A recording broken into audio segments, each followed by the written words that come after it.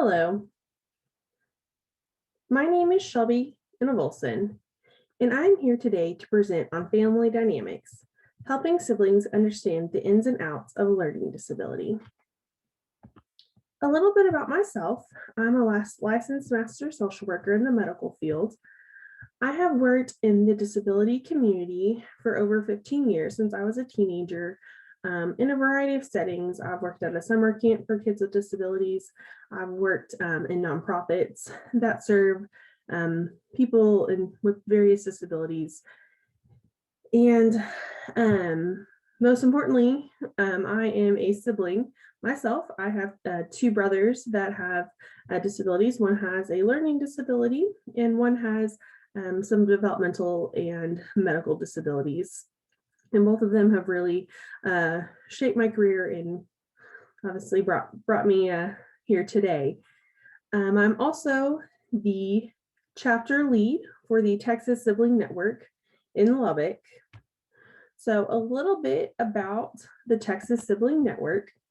We are a community for adult siblings of people with disabilities by adult siblings with disabilities. Our goal really is peer support. There's kind of been some shifts recently within the Texas Sibling Network, but the overall goal is to provide support, resources, leadership, and advocacy skill building opportunities for siblings. It can often be a very isolating experience to be a sibling of someone that has a disability. Especially childhood experiences.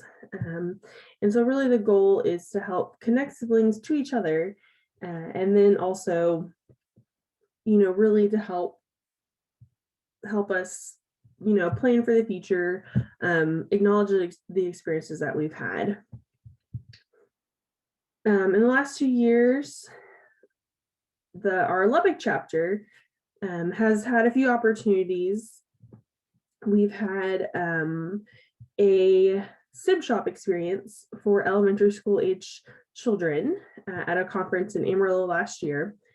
And SIB shops are a really amazing program that allow siblings to come together and have fun and meet other kids their age that are experiencing similar challenges, joys, with their siblings. And we also last year were able to present a future planning workshop for adult siblings and parents in Lubbock. And up until recently, we were having virtual meetups for the state of Texas for adult siblings. So that's a little bit about kind of the Texas Sibling Network. We are still a very new organization, so still kind of getting our feet on the ground. But hopefully we'll have some more stuff in this upcoming year.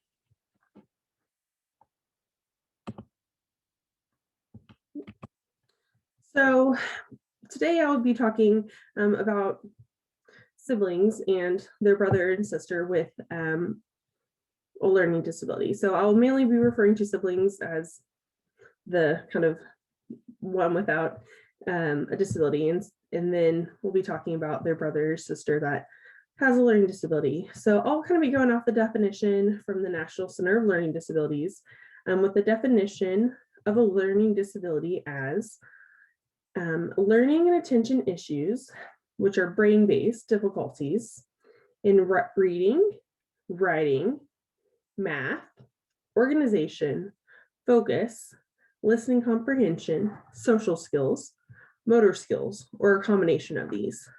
Learning and attention issues are not the result of low intelligence, poor vision, hearing, or lack of access to quality instruction.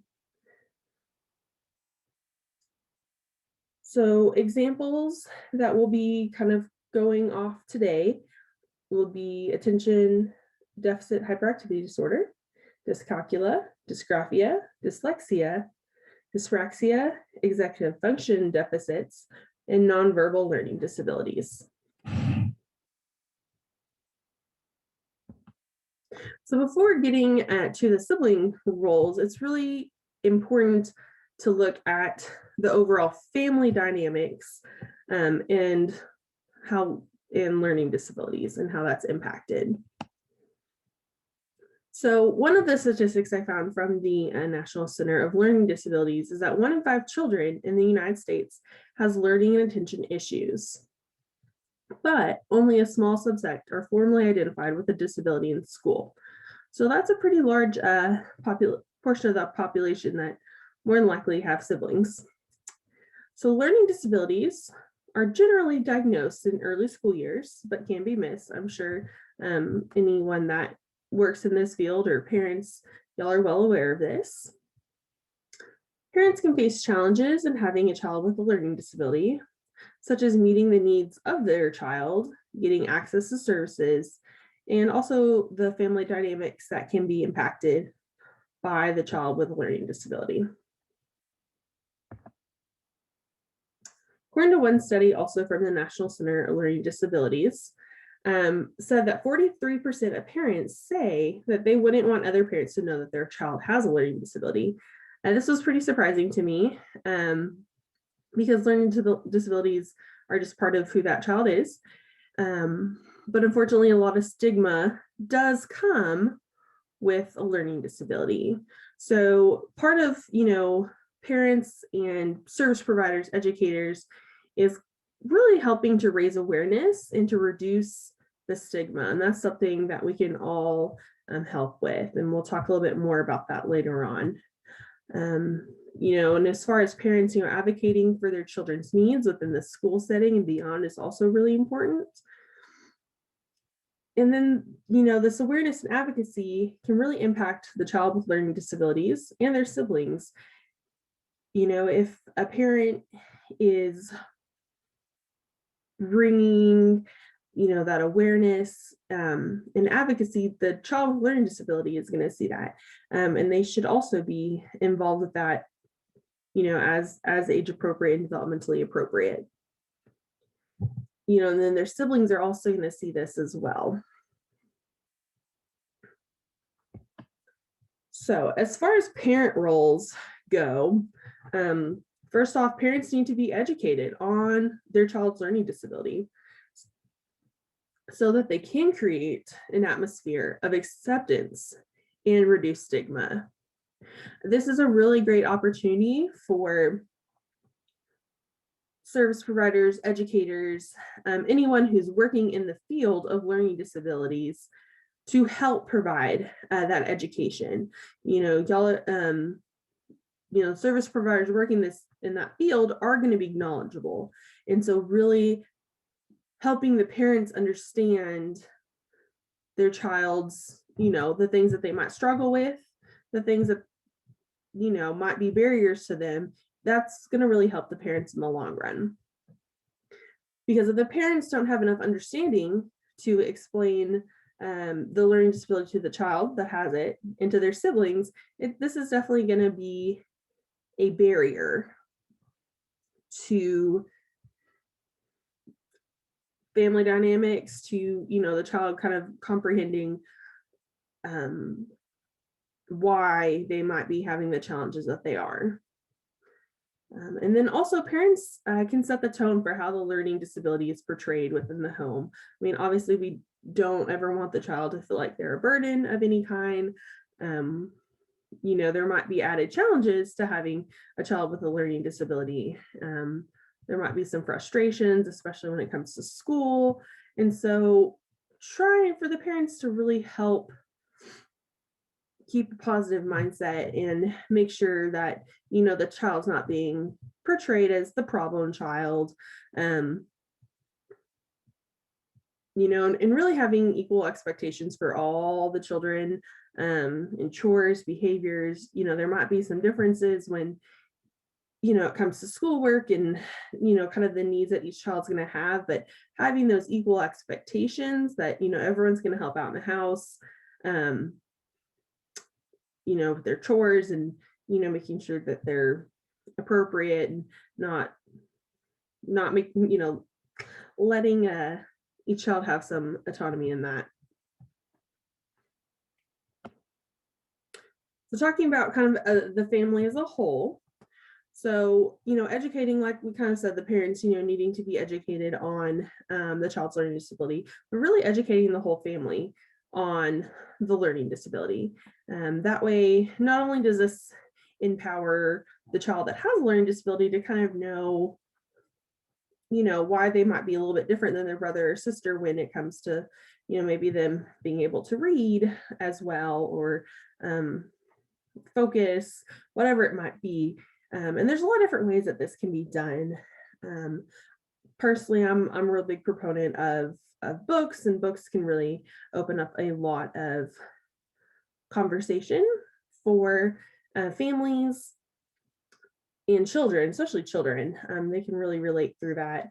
So I've got a list of books at the end of the presentation that can be a good starting point for kind of opening the conversation for what a learning disability is and how that's going to impact that child. And so another thing is focusing on the strengths and weaknesses of all the children. Highlighting, Billy's really good at basketball. Billy does also need some extra time to get his homework done. But, him and his sister, Sally, really like to play basketball, and they're both really good at that. So highlighting those strengths, and then also, being open with weaknesses, and I think as a parent, being open with your own weaknesses as well. Sometimes every parent's going to struggle sometimes. And so acknowledging that, and then just that's kind of some healthy emotional work as well within the family. It's kind of being able to acknowledge feelings and frustrations.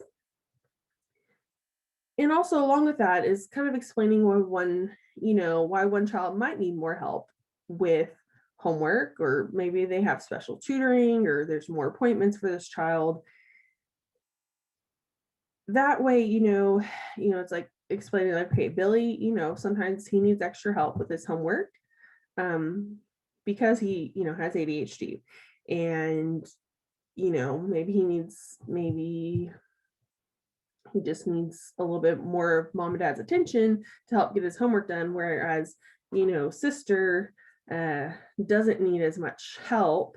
But, in order to make sure that there's not the jealousy that comes along with, oh, he's getting all the attention, I'm not getting any of the attention, kind of helping explain why. And then also focusing on the needs of all the children. It can be really, depending on how much time and needs that the child with a learning disability has, it can be easy to overlook the sibling and their needs. Another thing that they've kind of found in some of the research with siblings is that they can tend to underplay any issues that they're having because they don't want to be an added burden. They already see that mom and dad are dealing a lot, with Billy over here, and they don't want to bring up their issues. They want to be the good child and not bring up those issues. So now the opposite can also happen, is that, if they are seeing, and because obviously every child's going to be so different, if they're seeing, oh, Billy's getting all the attention, I'm not getting any attention, they might start acting out as well, kind of depending on age and development. That's going to play a huge part into that. But also just making individual time for each of your kids, that's a really important part of family. I mean, I think in any family, making sure that there's individual time for each of the children. So talking a little bit about family dynamics. So sibling relationships will be the longest relationship in a person's life. I don't know how many of you thought about that, but your siblings are going to be there your whole life, hopefully. And so there's a lot that kind of go into dynamics, starting from a young age. And also looking at, that also plays into, how far apart in age the children are, how close they are, gender. There's a lot that kind of go into dynamics, but overall, sibling relationships are going to be there. Now, when signs of learning disability appear, this can impact, sibling dynamics, kind of like what I was talking about previously with the kind of the time that's sometimes needed, especially when a learning disability is first diagnosed. If there's tutoring that's needed to help that child catch up. Those are all, and then as also if there's any behavioral issues with the child with a learning disability, or and then if those things are really singled out, that really can create division within the sibling dynamics. And so, like I mentioned earlier, kind of avoiding labels, the good child, the problem child, and really kind of encouraging finding those strengths in all of your children. And that includes not making comparisons between your children, especially in front of them, because this can, create division within the sibling dynamic and create rivalry. And then also listen and acknowledge to the feelings of siblings. They can feel frustrated over not feeling like they're acknowledged, or maybe they have frustrations with their sibling and them getting more attention.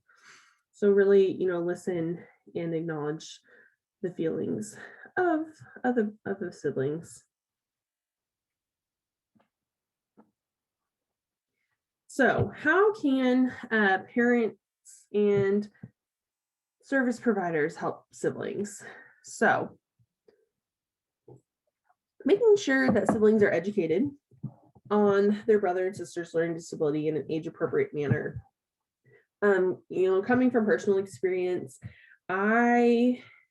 it wasn't until I was an adult and I took a continuing education course on ADHD that I really understood where my brother was coming from, and kind of it explained, really just learning more about it really explained a lot of our childhood. And I wish, through no fault of my parents, I really wish I would have been more educated on his learning disability and how that impacted him. And so trying to find age appropriate ways to do that, like I mentioned, books, and just kind of making sure that, the child themselves understands their learning disability, because they're going to be their own best, advocate as they get older. And then also making sure the siblings kind of understand why, not just be like, oh, well, Billy takes Ritalin, like, that's all we know about ADHD, but really kind of understanding the why behind it. And so with that, kind of like I mentioned, making time, listening to their concerns and needs. I mean, especially if you've got like close age siblings, I mean, that's going to be, there are going to be some differences in their learning, and that's going to show up. And so really taking time for them to understand that is going to be really important, and acknowledge like there might be some frustrations with, between the siblings. So a way that, educators, service providers can also help is, teachers can educate their whole classrooms on learning disabilities. More than likely, there's going to be a couple kids in the classroom that have a learning disability, and obviously not singling them out, but just doing overall education on, everyone learns differently, and that's okay, and really kind of encouraging those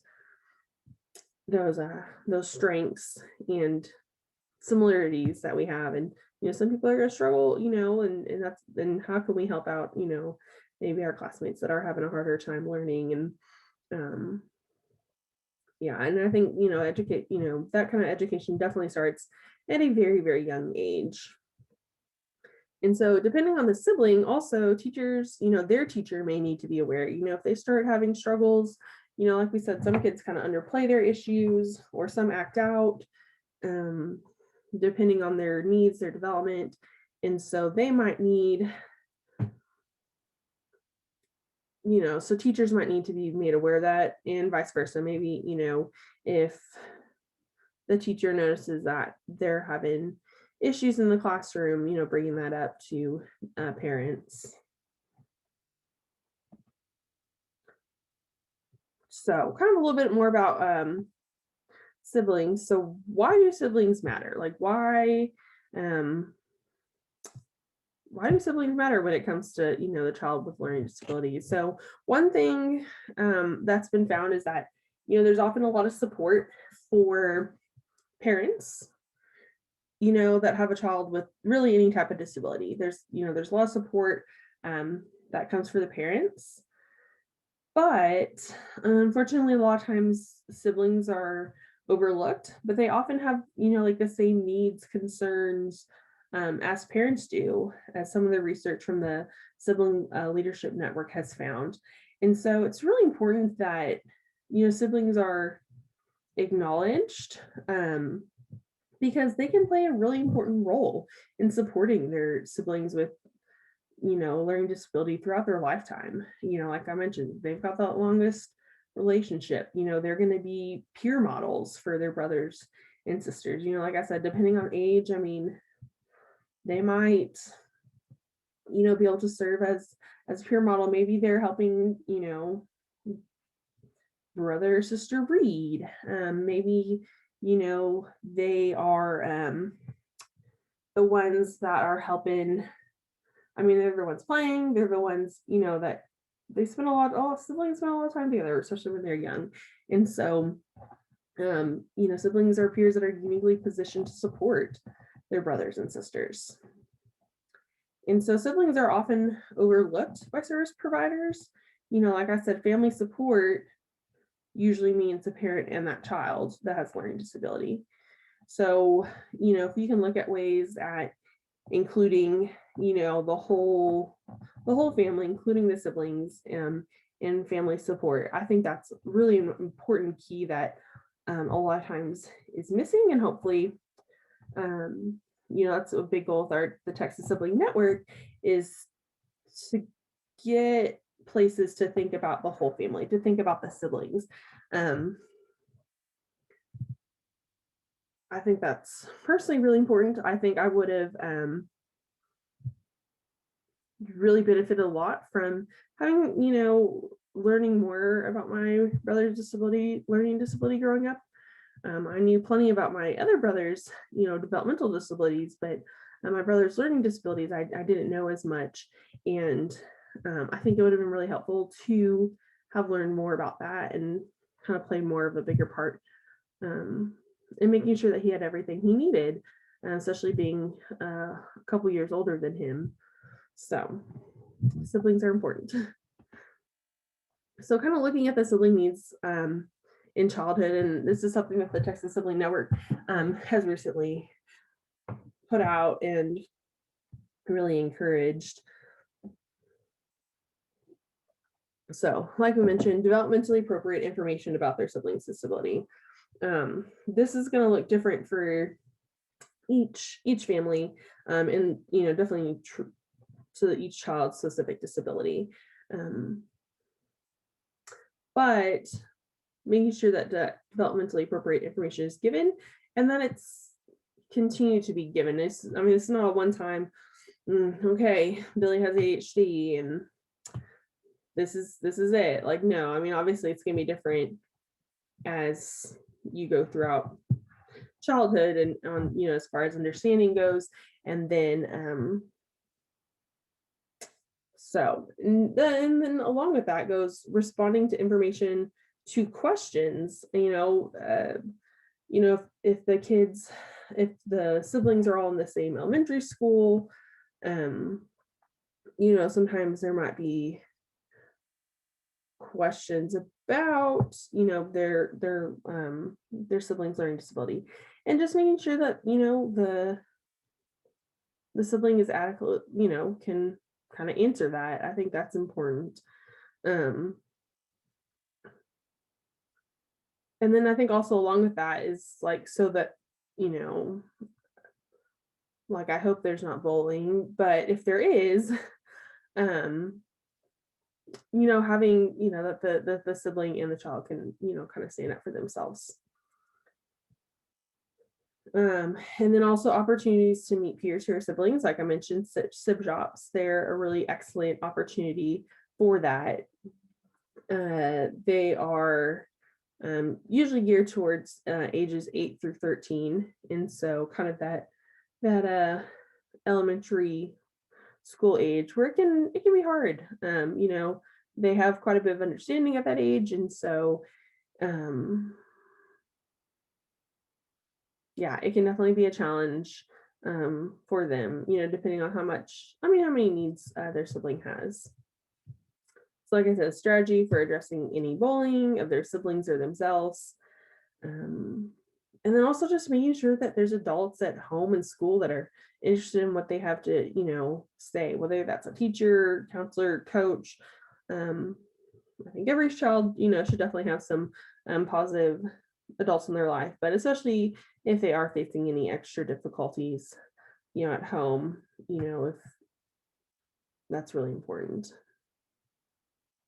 So, explanation between the differences and expectations and rules between themselves and their sibling with the learning disability. Like I had mentioned, obviously keeping equal expectations, but you know, also explaining why there may be some differences in the how, um, and maybe a little bit of differences in the rules or equitable expectations, but maybe it's a little bit different. So then professional support as appropriate. Some kids really struggle more than others, and so it might be getting some counseling or just kind of whatever that child needs to make sure that their siblings that their needs are met. So continue to look at the sibling needs across a lifetime, sibling needs in teenage years. I think one thing that kind of increasing needs about their information about their siblings' disabilities. Obviously time, them having time alone with friends, time alone with parents. I mean, teenage years are a really important time to continue to stay connected to your child. And also, I think this is a pretty big thing, like within schools, if they've got either, their sibling that has a learning disability, right, just a little bit older than them or a little bit younger. I think it's an important opportunity for teachers to, not make assumptions about, siblings like, oh, maybe Billy has ADHD and, he struggled a lot in school. And then you've got, younger brother Bobby coming up and, not making assumptions about Bobby and what his needs are going to be like based on Billy's needs. And so I think that's a really important part. I mean, probably even also in elementary school too, is not making those assumptions about the siblings. And every child's going to have unique needs, and not making those assumptions based on their sibling, especially if their sibling did kind of struggle with a learning disability or any kind of issues within the classroom. And so they can also kind of within this teenage years is that they can be a role model, on how to help advocate for their siblings. Some things are going to be a little bit more, as far as if their brother or sister has a learning disability and maybe some comorbidities as well. Having them be more involved with their schooling and things like that. I mean, that may not be appropriate for every child, but also just kind of, having that space and guidance to plan for life outside the family. If they have any guilt around their siblings, like learning how to address this, like that's really important, because that kind of takes us into the adult years. And again, kind of depending, I mean, some, many children with learning disabilities may not need a lot of support when it comes to their adult years, but there might be some that do. And, their siblings are going to continue to be there, and depending, if they do have some comorbidities that do require a little more extra assistance, kind of siblings, how to learn how to navigate all the systems, how they're going to support their brother or sister that have a disability to live a self-determined life. That's so important.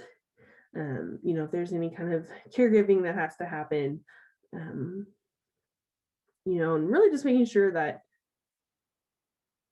the siblings are supported, so that they can, live their own life and, definitely be a support to their brother or sister, as needed. But this is definitely an important one for, if there are any comorbidities. And that's kind of where the Texas Sibling Network comes in, is we do a lot to support the adult siblings that are maybe all of a sudden caregiving responsibilities are thrown into their lap, parents get sick. And so we really do a lot to help out with that. So a little more about helping siblings understand, kind of like we talked about earlier. A lot of different books out there. This will be in the resource packet that is included. So definitely, some children's books, a few novels. Most of them are kind of more elementary school aged. So quite a few, either addressing ADHD or dyslexia, or just kind of overall learning disabilities. There are a few that do address siblings' needs. I believe the Leah's Voice is one of them, and just kind of addressing the sibling dynamic. And then just kind of other resources that you can tap into as far as sibling resources. The Sibling Leadership Network is a national network that does a lot in regards to policymaking, and then also just overall sibling support throughout the lifetime. There is a page on there, and again, this will be in the resource packet, that addresses younger siblings and their needs. The Texas Sibling Network. And then obviously, it's just as far as getting more information. I mean, I think that these educational opportunities through the West Texas A&M Center for Learning Disabilities are an excellent resource. So I really appreciate your time today. And, I definitely encourage, everyone that participated to think about how, siblings can be supported. They definitely are a valuable resource within the family, and think about, their needs that they might have, any challenges they might face by having a brother or sister that have a learning disability, and how can we best assist those siblings. So thank you so much. Have a good one.